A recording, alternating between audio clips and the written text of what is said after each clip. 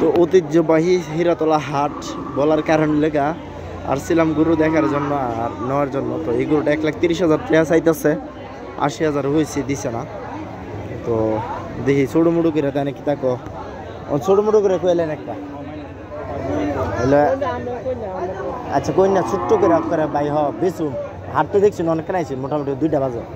কোন কোন 20 লাখ ভাঙে আন যেত না, লাখ ফায়ার করবেন নিয়ত কিন্তু লাখ ফায়ার হইব। ছবিতে যতটুকু দেখলাম। তো হীরাতলা হাটের মধ্যে আপনার গরু খুবই কম, অল্প কয়েকটা গরু উঠছে, গরু বেশি একটা নাই। এমা দামা দিই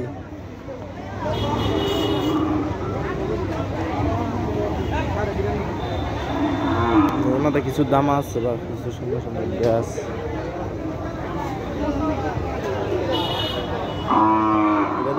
বাজার আছে কিনে যাবো, এটা কিনা লেগে থাকতো। এটা মালিক কাটা দাঁত আছে নি, দাঁত চিনি কত চাইতেছ? হ্যাঁ একটু কমায় টমায় জায়গা তাই ফেরুন না।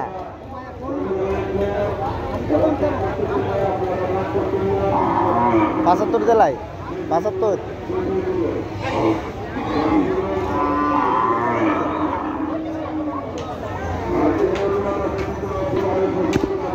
হীরাতলা হাটের মধ্যে তেমন কোনো গরু নাই, গরু অল্প, গরু অল্প সীমিত পরিমাণ গরু, বেশি যে একটা আছে তা না।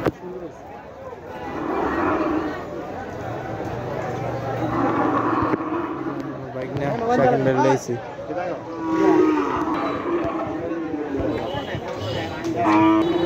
গরু হাটে আমার দায় না, আমি আপনার দায়।